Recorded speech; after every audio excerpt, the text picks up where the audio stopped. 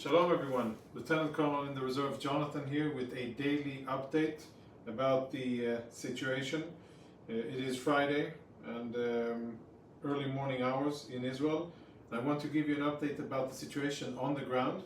We'll dig into a Hamas compound in the northwestern part of Gaza City where we exposed a lot of interesting stuff, and I'll show you the video, an illustration and combat footage on the ground from what we've seen.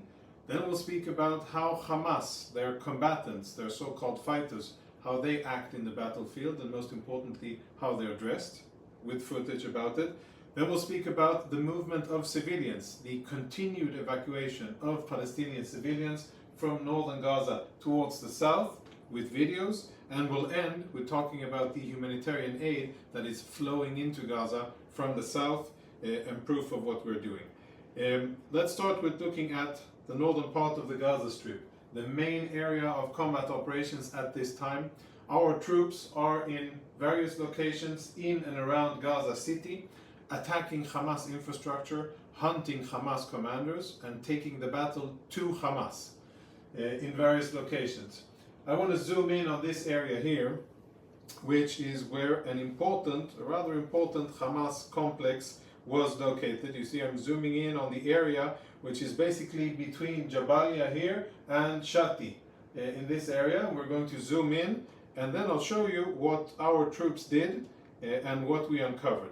This is the area, okay? That's the area that we're talking about. Now I'll show you a illustration of what we saw inside. Now what you can see here is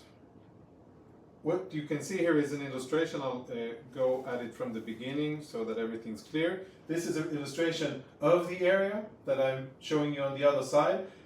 Basically what we have here is an entire compound in a rectangular shape where there is a co-location of military components of Hamas, like intelligence headquarters, weapons storage, manufacturing sites, and underground facilities, to name but a few. And then co-located just next to schools, clinics, mosques, and everything that is supposed to be off the battlefield. And what you're seeing is footage taken by Israeli soldiers who clear the area, going through the rubble and what's left of the compound. This soldier is going to bend down for a second, and you'll see something quite interesting and very telling of how Hamas is embedded within the civilian population.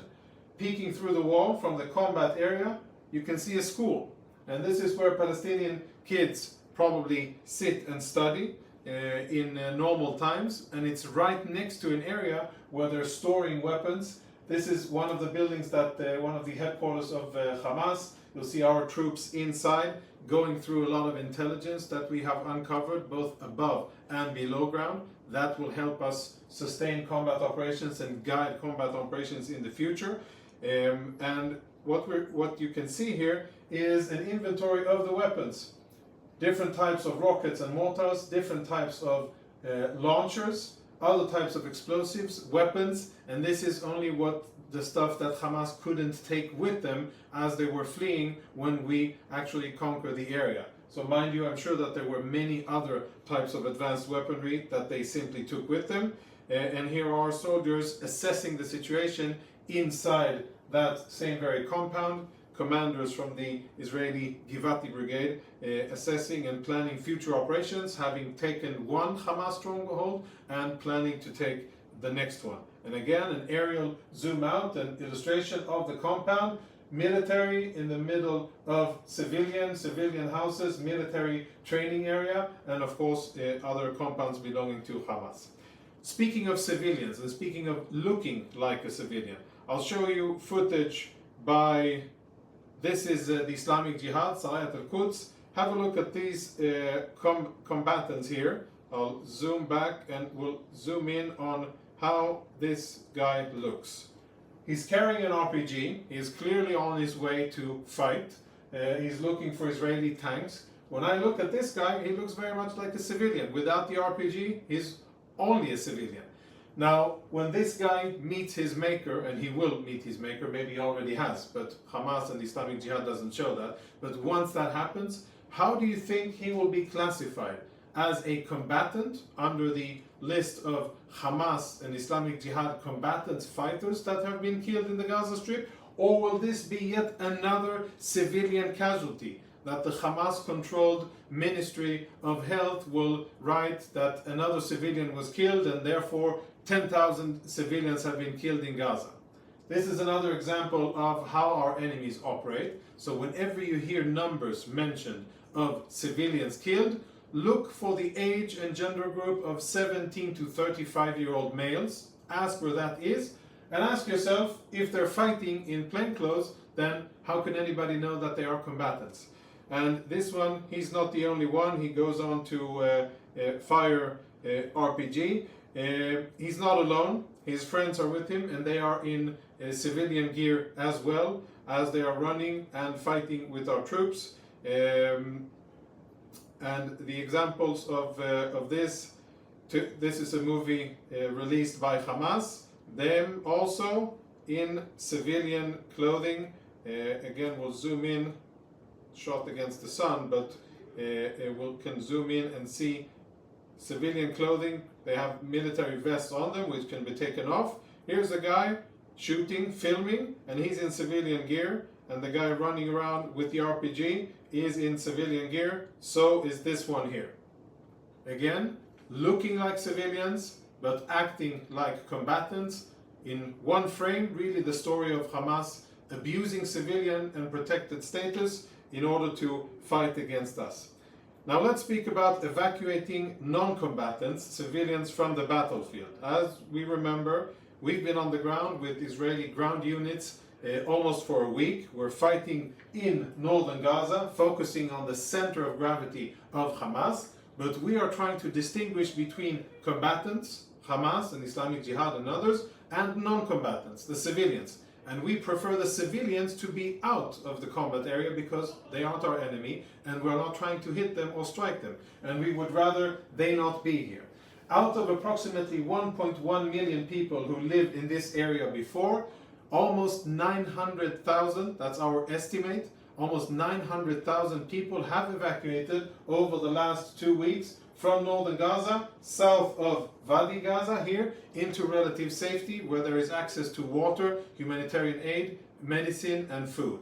Now, since the fighting started, there's more fire and there's more fighting on the ground, there's more danger to civilians. What we are doing today, and we've done that for the last 5 consecutive days, is to open what we would call a humanitarian corridor. For a short period of time during the day, usually between 10 a.m. and 2 p.m., we allow civilians to exit the area and to be in relative safety. Here is footage taken by our troops of Palestinians evacuating from the north to the south after we cease our military operations for a short period of time, allow the Palestinians to go out towards the south. Of course, we have an interest in doing that because they aren't our enemy. Hamas has been trying to stop that. Hamas has been trying to keep civilians in the battlefield. Why? Because they want these poor Palestinian civilians who probably don't have anything to do with the fighting to stay where they are so that Hamas can use them as their human shields and be a layer of protection above where Hamas is hiding underneath the ground. We don't want that to happen. We are not trying to kill civilians, and the civilian population is not our enemy. And therefore we are calling on them to evacuate. We stop operations, which from a tactical perspective isn't great because when you're in fighting, you want to keep relentless pressure on the enemy. But we are balancing these two things and we're saying, no, we'll wait. We'll allow people to go out so that we can continue fighting afterwards and endangering less civilians in the battlefield. I only wish Hamas were as tolerant and careful about civilians as we are. Speaking about civilians and humanitarian aid, this is aerial footage of trucks that are driving on the Egyptian side after having been cleared from a security perspective on our side, making sure that there are no weapons and contraband going into the Gaza Strip. But these trucks coming from Egypt with American assistance and facilitated by different NGOs, the UN and Red Crescent and others, are on their way into Gaza. and there's a steady increase in the amount of trucks that are coming into Gaza. We're around 100 trucks per day and more. They're bringing food, medicine, water is being supplied with trucks and also through pipelines from Israel. I bet you didn't hear that on mainstream media, right? But anyhow, the trucks are coming in, and in southern Gaza there is a lot of humanitarian facilities. Is the situation great? Maybe people will write in the comments that they're suffering in the south as well. I agree. The situation in the south isn't the best conditions on earth, but it is much better, safer to be in southern Gaza than it is to be in northern Gaza, where main combat operations are going on here in Gaza City.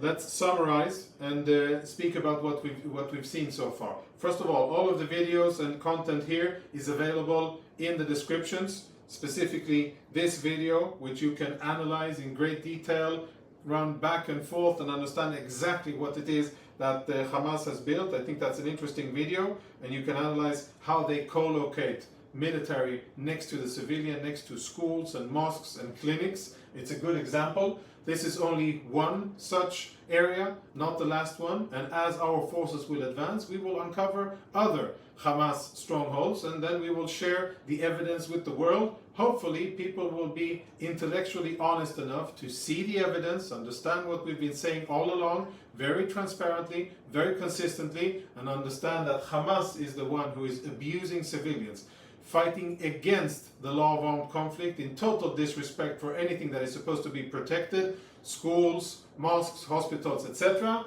And I'll remind you that they have a big, significant compound underneath Shifa that will probably be spoken about in the very near future. As always, if you have comments, if you want to guide us toward things that are interesting for you, tell us in the comments below. If you like and find our content useful, of course, subscribe, tell your friends about it, share on various platforms so that this type of information that we work hard in order to provide to you transparently, live, can be shared with others, and that Hamas propaganda and other types of fake information will be met with real information that we are sharing. I thank you for watching, and I wish you all the best. Stay safe. Shalom.